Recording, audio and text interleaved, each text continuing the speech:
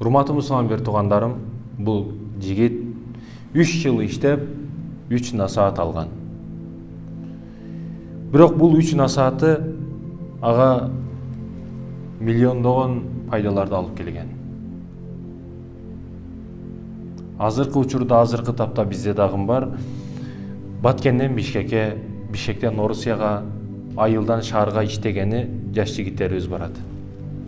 Үйлөнөйүн, апамды карайын, багайын, тиричилигимди кылайын деп айылдан шаарга жумушка барышат. Ошол сыяктуу бул жигиттин доорунда дагы мезгилинде дагы өзүнүн айылында жумуш окшобой шаарга жумушка чыгат. Апасынын дуасын алат, апасынын дуасын алып шаарга жумушка жөнөйт.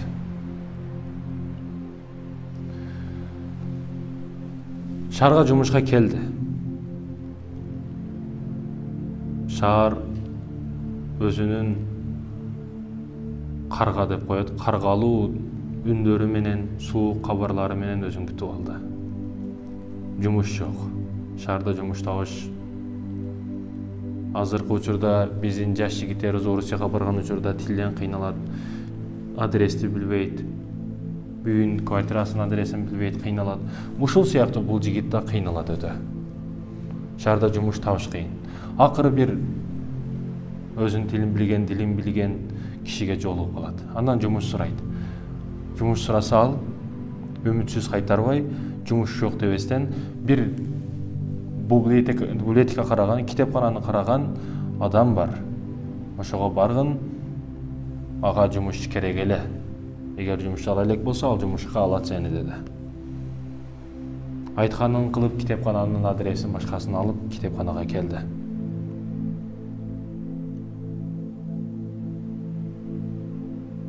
Китепканага келип, өз айткандай дилиге туура келген аксакалдуу, аппак кийимчен киши, аксакал киши. Аксакал, мага жумуш керек. Жумушты эмне кыласың? Акча табышым керек. Акчаны эмне кыласың? Акчага машина алышым керек, үй салышым керек, жубай алышым керек, путка түшүп кетишим керек деген жок бул жигит. Апамды карашым керек. Энекемди, мага ак сүт берген энекемди карашым керек, багышым керек деди. Макул уулум, мен сага акча беремин, бирок бир тыйын беремин деди. Бир тыйын беремин деди. Бир саатыгабы? Жок. Бир күнгөбү? Жок. Бир жылга бир тыйын беремин. Эгер ыраазы болсоң, мен ушул айлыкты беремин, бирок бул бир тыйынга береке табасың деди. Жигит ары ойлонуп, бери ойлонуп, жумушу жок, башкасы жок, шаарда же комуш тапкан жери жок. Бир эле тыйынбы деди. Ооба, бир эле тыйын. Бирок бир тыйынга бир насаатты кошуп айтамын деди. Бир тыйынга бир насаатты кошуп айтамын деди.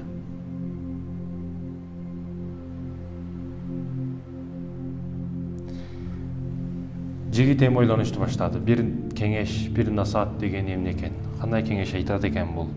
Деп кызыгышы артып, башка жумушу дагы жок. Иштеп көрөйүн эми бир жыл деп ушул жумушка кирди.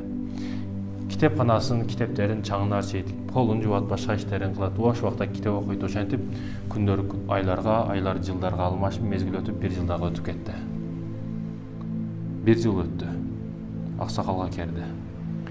Аксакал, айтылган убакыт өттү, мага айлык берсеңиз.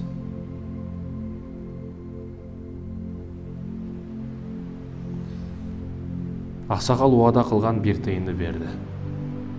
Эмне насаат айтасыз? Эмне кеңеш айтасыз? Мага өтө кызыктуу деп бир жыл күткөн эми.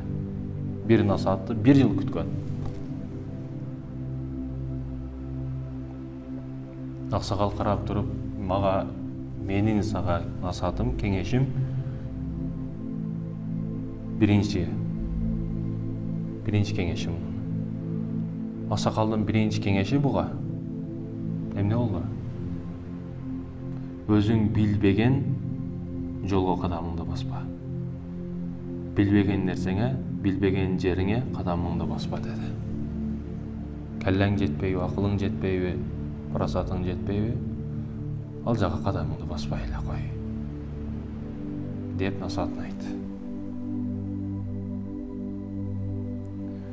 ичинен ачуусу келип жигиттин не айткан насаат ушул элеби деп кайгырып, ичинен кайгырмыш болуп жумуштан кетемин деди.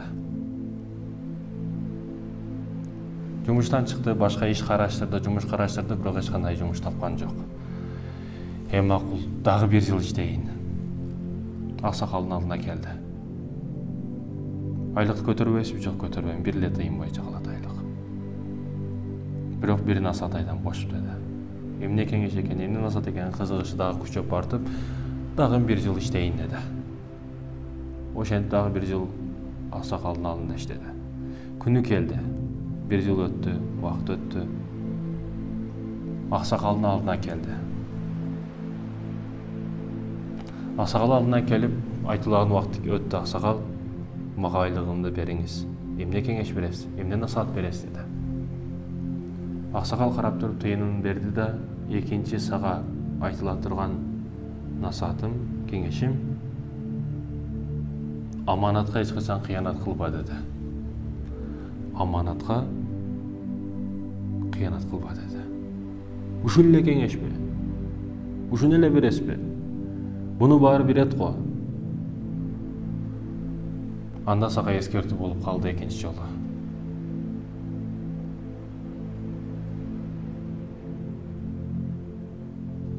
Ошентип ачуусу келип жумуштан чыгам деп дагы кайра келди. Жумуш издеди, тапкан жок. Аксакалдын алдына аркасынан келди кайра. Аксакалга айтты. Айлыгын көтөрүң, башка кылың. Бирок жок, көтөргөн жок. Тыйын эми акча дагы эмес, 1 тыйын. 5-нчи жылдагын иштеп көрөйүн деди. 3-нчи жыл иштешти баштады. Китепкананы жууйт. Китептерин кээде бош убакта окуйт. Ошентип күндөрү өтүп жатты жигиттин. Күндөрдөн бир күн белгиленген убакыт жетип келди. Убакыт өттү.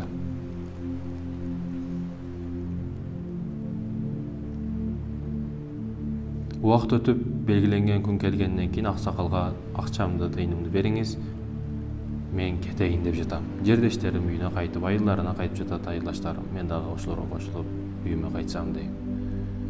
Руксат берсеңиз кетейин деди аксакалга. Аксакал тыйынды берди. 3-нчү насаатым сага өзүң барбаган жерге аялыңды жибербе деди.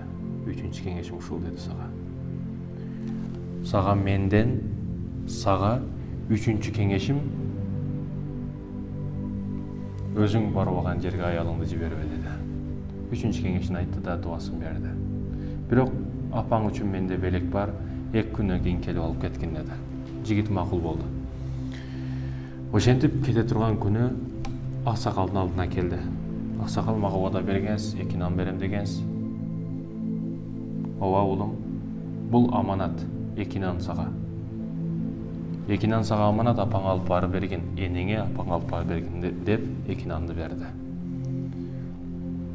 Жигит ичинен ачуусу келип, 3 жыл иштетип, 3 тыйын берип, 3 насаат берип, эми анысы дагы жетпегенсип 2 нанды аманат деп берип атат. Байды, аксакалды кичине жаман көрүп калды. Ошентип нанды алып жердештери менен жолго чыкты. Үйүнө кайтты айылына. Келе жатышып бир чоң дарыяга туш келишти. Чоң дарыяга туш келишип,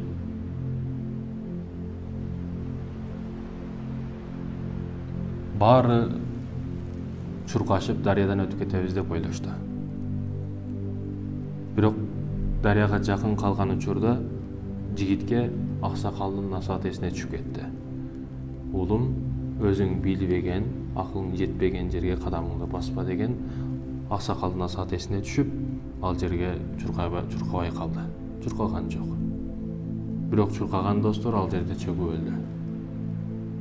Көрсө ал көл, деңиз түшкөн жерде чукур, куур бар болгон жер болот.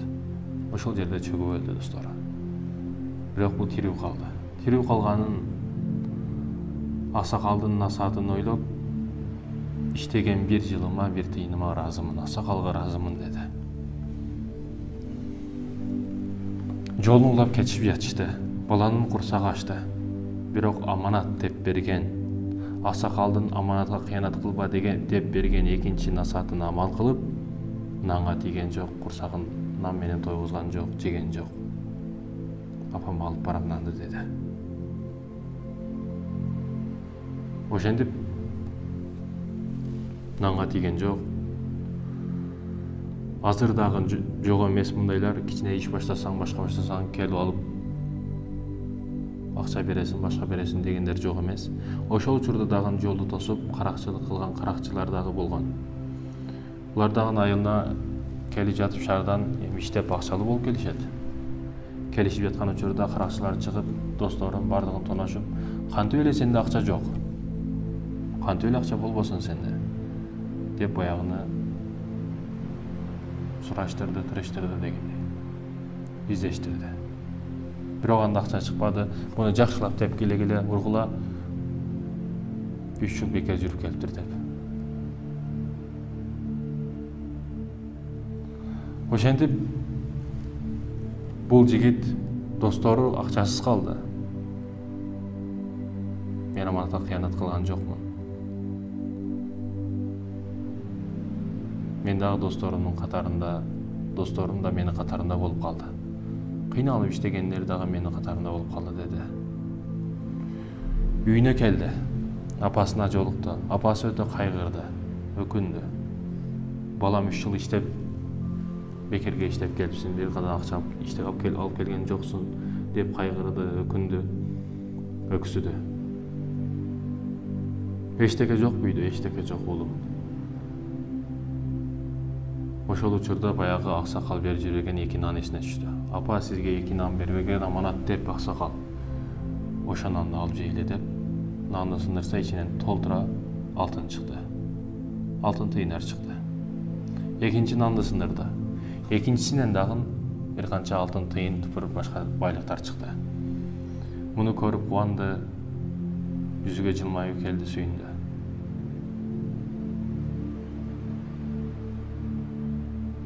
Жигит ыраазы болду. Аксакалдын аманатка кыянат кылба деген экинчи жылыма дагы, экинчи тыйыныга дагы ыраазымын, менетиме ыраазымын деди. Себеби эгер аманатка кыянат кылганда, нанды сындырганда, нанды ичинен алтын чыкмак, алтынды баягы каракчыларга беришке туура келмек, айтор ушундай болуп, акчасыз калмак. Экинчи жылыма дагы ыраазымын деди. Рахматын айтты. Табылган алтын тыйын тупурларга кой алды, коз алды, куро кой кылды, өзүнүн керектелүүчү бардык жогун аткарды. Эми жумуш үйлөнүү калган. Үйлөнүгөн учурда дагы аксакалдын атканын кылып, өзүм барбаган жерге жубайым барбайт деген шартты коюп үйлөнөм деп, апасын жуучулукка жиберди, бирок эч ким кызын бербей койду. Күнөрдөн бир күн кошуна айылдан бир ата-энеси жок, жетим калган кыз макул болду бул шартка. Ошентип той өттү, башка өттү, арадан 4 жыл өттү, бир уулду болушту. Күнөрдөн бир күн тууган уруктар ортого түшүп, бир тойго барайлы. Кыздын достору келип, тууган уруктары келип, тойго барсын, элден калып кетти, башка болуп кетти дегендей сөздөрүн кылып, бала жактын, баланын өзүнүн дагы туугандары ортого түшүп, кыз чыксын, барсын деп ортого түшүп, жигитти көндүрдү, макулдаштырды. Ошентип жубайы баласы менен тойго кетти. Жигит 3-чү насаатка амал кылбагандыгыга өтө кайгырды, ичинен ыза тартты. Ошентип барды. Чыдай алган жок. Жүрөгүнүн түпкүрүгүндөгү кайгы сезими аны барууга мажбур кылды. Барып алып келемин деди. Барса, сырт жакта элдерге кошулбай, элдерден бөлүнүп отурган аялы менен баласына көзү түштү. Эми балар элдерге кошулбай жүргөн, башка болуп жүргөн, үркүйт, чочуйт, башка дегендей. Бир чоң эле жашы чоң аялдан, "Мынау аял ким?" деди баласы менен. Бул бир зулум көргөн аял. Өзү эч кайка барбаса, аялына бардырбаган, бирөөгө турмушка чыккан, эч жакты көргөн эмес, билбейт бул. Байкуш жетим өскөн эле өзү. деп ар кандай сөздөрдү айтты.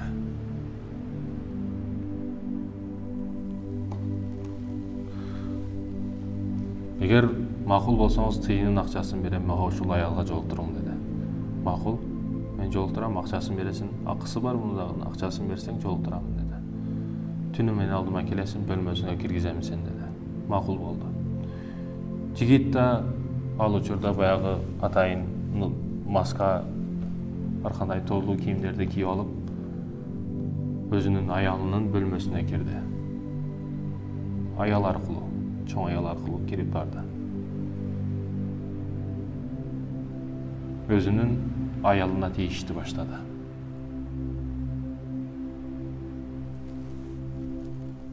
Өзүнүн аялына тийишти, бирок эч жакынаткан жок өзүнө. Аялы жакынаткан жок. Жакынатпагандан кийин сыртка чыкты. Аялы баласы уктагандан кийин кайра кирип барып, баласын алды да үйүнө кетип калды.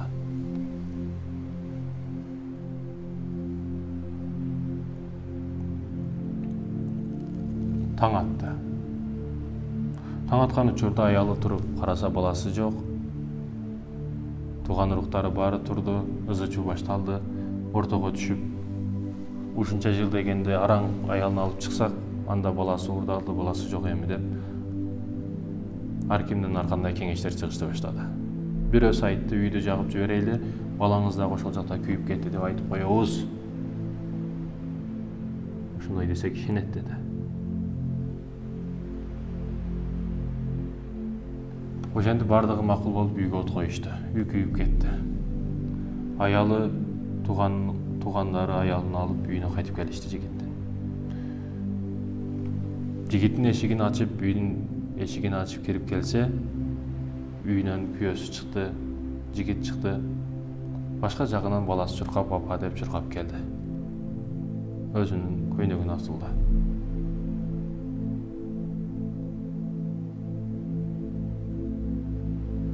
Жигит өткөн өмүрүнө бардыгына таң аткы чейин ойлонуп чыккан эле. Аялына айтты, эгер мен тийишкен учурумда сен бир аз болсо дагы макулдугуңду билдиргениңде, мен анда сени өлтүрмөкмүн ошол жерде деди.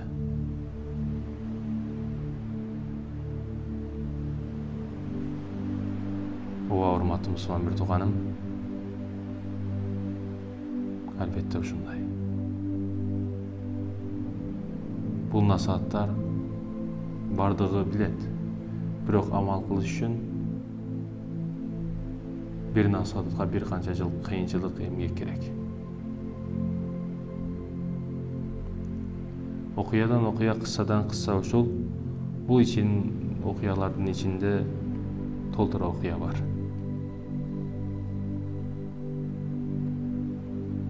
Бул окуялардын ичинде өзүңүздү көрсөңүз болот. Албетте ушундай урматтуу мусулман бир тууганым. Өзүң билбеген жерге кадамыңды баспа. Акылың жетпейби? Келлең жетпейби? Аралашпа. Сен 11 жыл мектепте окуп, англис тилди үйрөнө албаган, 11 жыл мектепте окуп, бу ортодон жакшы боло албай калган, 11 жыл мектепте окуп, алгебрадан бир жакшыраак боло албаган бир окуучу адам элең. Анан бүгүн сүйлөгөн жериң чек арадан, границадан, бийликтен өзүң башың жетпеген, акылың жетпеген нерселерге аралашып сүйлөшөсүң. Эң күчтүү саясатчысың, эң күчтүү акылмансың, эң күчтүү данышмансың. Биринчи насаат сага тиешелүү. Акылың жеткен жерге башыңды сал. Билбеген жерге кадамыңды баспа. Аманатка эч качан кыянат кылба. Эки жүздүүнүн белгиси. Аманатка кыянат кылба. Ооба, урматтуу мусулман бир тууганым, бүгүн аманат десе бирөө акча таштап келсе, акчаны бир ай кармап туруу дегенди түшүнөт. Аллах берген өмүр аманат.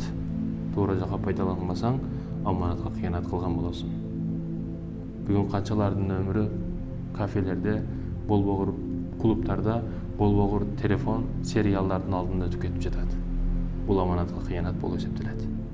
Аллах берген өмүргө кыянаттык болуп эсептелет. Аманатка кыянаттык кылба. Ал эми данышман аксакалдын 3-чү берген насааты: аялыңды өзүң барбаган жерге жибербе.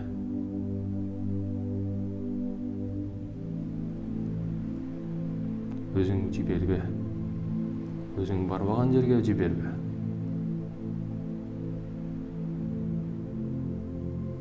Сен bir тууганың болсо, эгер ал bir күнүңө жарай турган тууган болсо, алыш бериши жакшы тууган болсо, ал менен алды бердини мамилени жакшы кыласың. Тууган урукчулукту бекемдейсиң, арай сайын барып турасың. Анан өзүң барбаган жерге жиберип аялыңды. Урматтуу мусулман bir тууганым, бул окуялардан ар ким өзүнө көрөт.